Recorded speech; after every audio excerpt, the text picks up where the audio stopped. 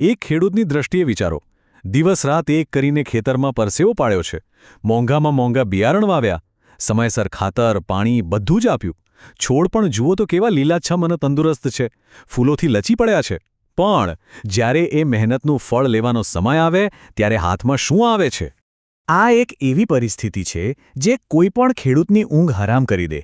જ્યારે આટલી મહેનત પછી પાકેલો માલ લઈને મંડી પહોંચો અને વેપારી એને વાંકો ચૂકો કહીને લેવાની ના પાડી દે અથવા તો એવા ઓછા ભાવ આપે કે ખર્ચ પણ માંડ નીકળે, આનાથી વધારે દુઃખદાયક શું હોઈ શકે?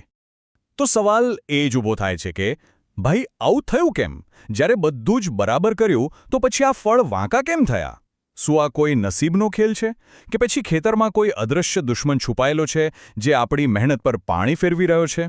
ચાલો આજે આપણે આ જ રહસ્યમય કોયડાને ઉકેલીએ. તો આ રહી આપણી તપાસની રૂપરેખા. આપણે પહેલા સમસ્યાને સમજીશું, પછી એક કારણોની ઊંડાણમાં જઈશું અને છેલ્લે એનો પાક્કો અને વૈજ્ઞાનિક ઇલાજ પણ શોધીશું. સૌથી પહેલાં તો એક વાત ગાંઠ બાંધી લેવા જેવી છે. ફળનું વાંકું થવું એ પોતે કોઈ બીમારી નથી, એ તો ખાલી એક લક્ષણ છે.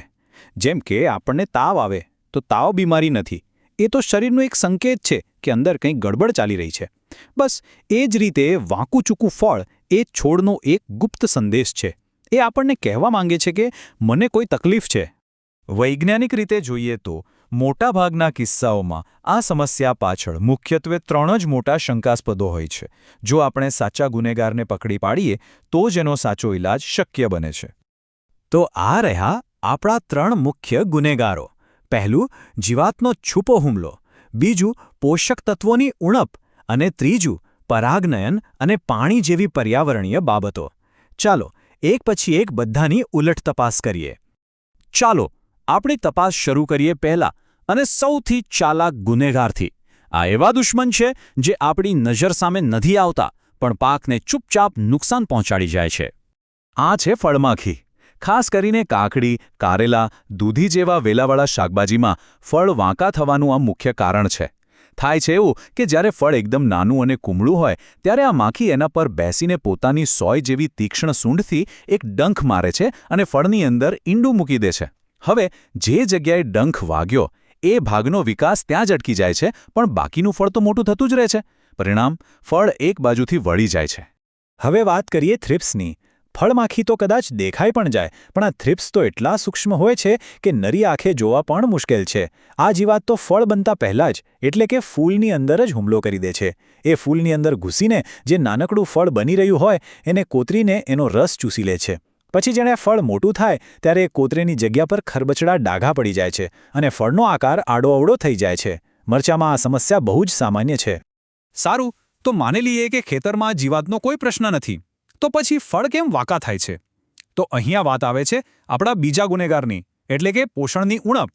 જુઓ, જેમ સારું મકાન બનાવવા માટે ઈંટ, સિમેન્ટ, રેતી બધું જ બરાબર માત્રામાં જોઈએ, એમ એક સુડોળ ફળ બનાવવા માટે પણ બધા જ પોષક તત્વો સંતુલિત પ્રમાણમાં જોઈએ. આ ચિત્ર જુઓ. આ બોરોનની ઉણપનું એકદમ સ્પષ્ટ ઉદાહરણ છે. બોરોન છે ને એ છોડનો ટ્રાન્સપોર્ટર છે. એનું કામ છે છોડે બનાવેલા ખોરાકને ફળના દરેક ખૂણે પહોંચાડવાનું. હવે જો જમીનમાં બોરોનની કમી હોય તો ખોરાક ફળના એક ભાગમાં પહોંચે અને બીજામાં ન પહોંચે. પરિણામે જે ભાગને ખોરાક મળ્યો એ ફૂલી જાય છે અને જેને ન મળ્યો એ પાતળો રહી જાય છે. બસ આ જ અસંતુલનને કારણે ફળ વાંકું વળી જાય છે. બોરોન જેવું જ બીજું એક બહુ જ મહત્વનું તત્વ છે કેલ્શિયમ. કેલ્શિયમ શું કરે? એ ફળના કોષોની દિવાલોને મજબૂતી આપે છે. એક રીતે કહીએ તો એ ફળનું હાડપિંજર છે. જ્યારે એની ઉણપ સર્જાય ત્યારે ટમાટા કે મરચામાં નીચેથી કાળો ડાઘ પડી જાય છે, જેને બ્લોસમ એન્ડ રોટ કહેવાય છે.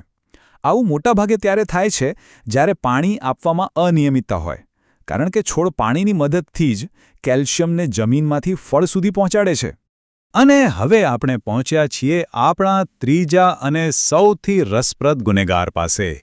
આ એવા કારણો છે જેના પર મોટાભાગે કોઈનું ધ્યાન જ નથી જતું. આ છે કુદરતી પ્રક્રિયાઓ જેવી કે પરાગનયન અને પાણીનું સંતુલન. ફળના આકાર પાછળનું વિજ્ઞાન ખરેખર બહુ જ મજેદાર છે. તમને જાણીને નવાઈ લાગશે કે ફળનો આકાર કોણ નક્કી કરે છે? એની અંદર રહેલા બીજ. દરેક બીજ ઓક્સિન નામનો ગ્રોથ હોર્મોન છોડે છે, જે ફળને મોટા થવાનો સિગ્નલ આપે છે. જો મધમાખીઓ દ્વારા પરાગનયન બરાબર ન થાય તો ફળના અમુક હિસ્સામાં બીજ બને છે અને અમુકમાં નથી બનતા. તો જે ભાગમાં બીજ બને છે એ તો ફૂલે છે, પણ જ્યાં નથી બનતા એ ભાગ નાનો રહી જાય છે. આનાથી ફળ વિકૃત દેખાય છે. પાણીનું વ્યવસ્થાપન પણ એટલું જ જરૂરી છે. વિચારો કે લાંબા સમય સુધી છોડને પાણી નથી મળ્યું. એવામાં ફળની ઉપરની છાલ કડક અને સખત થઈ જાય છે.